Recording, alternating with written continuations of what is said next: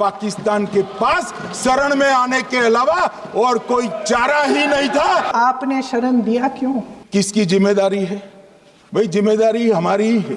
गृह मंत्री महोदय श्री अमित शाह जी के नाक के नीचे पूरा मणिपुर जल गया, दिल्ली में दंगे हुए, पहलगाम में हमला हुआ और आज भी वे उसी पद पर बैठे हैं। क्यों?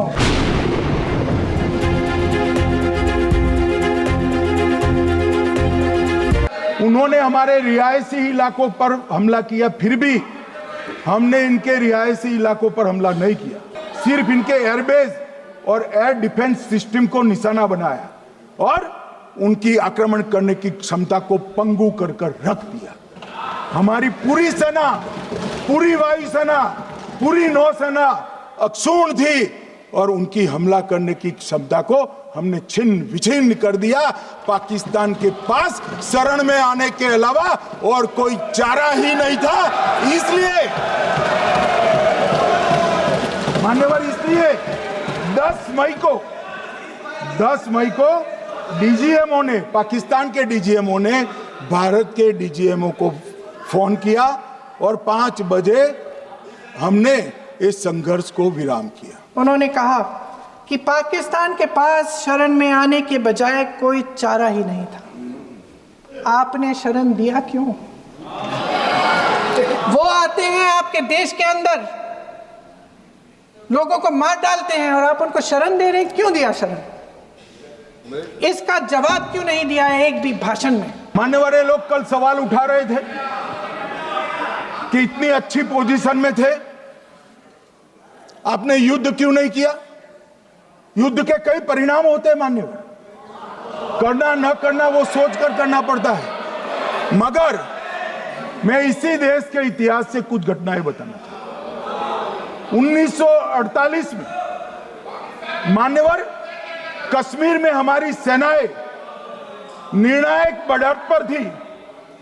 सरदार पटेल ना बोलते रहे, जवाहरलाल नेहरू जी ने एक तरफा युद्ध विराम कर दिया। मान्यवर, 71 में कल राजनाथ जी ने भी बताया, पूरे देश ने इंदिरा जी का समर्थन किया। उन्होंने पाकिस्तान के 2 टुकड़े कर दिए। बहुत बड़ी विजय थी भारत की और सदियों तक भारत इस विजय पर गर्व करेगा। हम सब भी करते हैं, हमें कोई आपत्ति नहीं। मगर हुआ क्या मान्यवर? युद्ध की विजय की चकाचौंध में क्या हुआ? 93 हजार युद्धबंदी हमारे पास थे, 93 हजार, और 15,000 वर्ग किलोमीटर क्षेत्र पाकिस्तान का हमारे पास था। मगर शिमला में समझौता हुआ, पाक ऑक्यूपाई कश्मीर मांगना ही भूल गए। जैसे ये बात उठी, शरण की बात की हमारे गृह मंत्री जी ने, इतिहास में चले गए। नेहरू ने क्या किया, इंदिरा गांधी ने क्या किया, यहां तक कि मेरी मां के आंसुओं तक चले गए। लेकिन इस सवाल का जवाब नहीं दिया कि ये सीज फायर हुआ क्यों, ये जंग रुका क्यों, और तब क्यों रुका जब दुश्मन के पास कोई चारा नहीं था हमारे श्रेय में आने के बजाय। मैं सलमान खुर्शीद जी को भी याद करना चाहता हूं। एक बार मैंने बड़े सवेरे में नाश्ता करता था, टीवी पर उनको रोते हुए देखा। मुझे लगा क्या हुआ, कोई बड़ी घटना हो गई। तो रोते रोते वो श्रीमती सोनिया गांधी के घर से बाहर आ गए कि बाटला हाउस की घटना देखकर सोनिया जी फूट फूट कर रो पड़ी। अरे रोना था तो शहीद मोहन शर्मा के लिए रोते, बाटला हाउस के आतंकवादियों के लिए रोना आता है। मेरी माँ की आंसू की बात किए, मैं इसका जवाब देना चाहती हूँ। मेरी माँ के आंसू तब गिरे जब उनके पति को आतंकवादियों ने शहीद किया,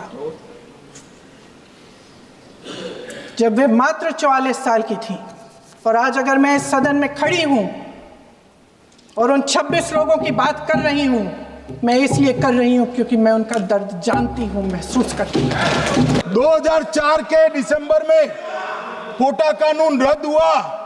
2005 में अयोध्या में रामलल्ला के टेंट पर हमला हुआ, आतंकवादी मारे गए। मुंबई लोकल ट्रेन 2006 5 में रामलल्ला पर हमला, 6 में मुंबई ट्रेन में बम धमाके 187 लोग मारे गए। 2006 डोडा उधमपुर में हिंदुओं पर हमला, 34 लोग मारे गए। 2007 हैदराबाद 44 लोग मारे गए। 2007 यूपी लखनऊ वाराणसी 13 लोग मारे गए। रामपुर सीआरपीएफ कैंप वहां पर हमला हुआ 2008 में। 2008 में श्रीनगर के आर्मी के काफिले पर हमला हुआ, 10 सुरक्षा बल मारे गए। मुंबई आतंकी हमला 2008 में हुआ, 246 लोग मारे गए। जयपुर में 8 बम धमाके हुए, 64 लोग मारे गए। 2008 में अहमदाबाद में 21 बम धमाके हुए, 57 लोग मारे गए। दिल्ली में 2008 में 5 धमाके हुए, 22 लोग मारे गए। और पुणे की जर्मन बेकरी 17 लोग मारे गए। वाराणसी में 10 में धमाका हुआ, 11 में मुंबई में 3 धमाके हुए, 27 लोग मारे गए। चुन चुन कर 26 लोगों को मार डालते हैं। उस हमले की जिम्मेदारी एक आतंकवादी गुट जिसका नाम टीआरएफ है थोड़े दिनों बाद लेती है।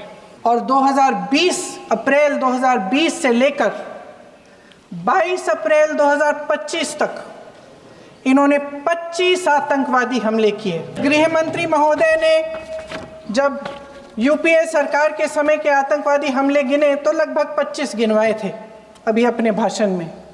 इस गुट ने कश्मीर में 25 हमले 2020 और 2025 के अंदर, कुल मिलाकर 2020 से लेकर 22 अप्रैल 2025 तक टीआरएफ ने 41 सेना और सुरक्षा कर्मियों की हत्या की, 27 सिविलियन की हत्या की और 54 लोगों को घायल किया था।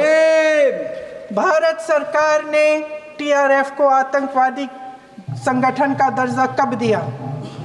2020 में दिया, 2021 में दिया, 2022 में दिया, 2023 में दिया। 3 साल बाद, 3 सालों के लिए ये आतंकवादी गतिविधियां कर रहे हैं और आप इनको आतंकवादी संगठन तब कहते हैं 2023 में? ये सब सरकार के संज्ञान में था। और आप मुझे बताना चाहते हैं, सत्ता पक्ष के नेता बताना चाहते हैं कि ये सब आपके संज्ञान में था, लेकिन कोई भी एक ऐसी एजेंसी नहीं है हमारी सरकार की जिसको पता चला कि ऐसा हमला, ऐसा भयानक हमला होने जा रहा है हमारे देश में, कि पाकिस्तान में बैठे हुए इस हमले की योजना बन रही है कि हम भारत जाके हैवानियत करेंगे, 26 लोगों को मार डालेंगे और हमें पता ही नहीं है। क्या ये हमारी एजेंसियों की विफलता है कि नहीं है? ये बहुत बड़ी विफलता है, एक बहुत बड़ी विफलता है। जानते थे कि ये गुट है, जानते थे कि 5 सालों से ये आतंकवादी हमले कर रहा है, अध्यापकों को मारा, आर्मी के बड़े बड़े अफसरों को मारा, आम जनता को मार डाला, पुलिस वालों को मार डाला, और आप इन पे निगरानी नहीं रख रहे थे। अब मान्यवर कल पूछते थे कहां से आए, कहां गए, किसकी जिम्मेदारी है? भाई जिम्मेदारी हमारी ही है, हम सरकार में हैं, हमारी ही जिम्मेदारी है।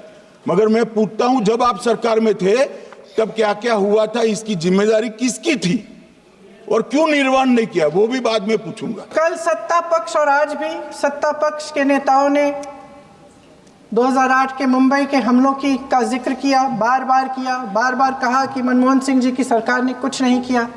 ये तो जानकारी होगी ना कि उसी समय जब वो आतंकवादी हमला चल रहा था तभी उन आतंकवादियों को मार डाला था, एक बचा था और उसको भी फांसी दे दी थी 2012 में। महाराष्ट्र के मुख्यमंत्री ने इस्तीफा दिया, देश के गृह मंत्री ने जिम्मेदारी लेकर इस्तीफा दिया। राजनाथ जी तो पुलवामा, उरी और पठानकोट के समय गृह मंत्री रहे थे, आज वे रक्षा मंत्री हैं। और हमारे गृह मंत्री महोदय श्री अमित शाह जी के नाक के नीचे पूरा मणिपुर जल गया, दिल्ली में दंगे हुए, पहलगाम में हमला हुआ, और आज भी वे उसी पद पर बैठे हैं। क्यों?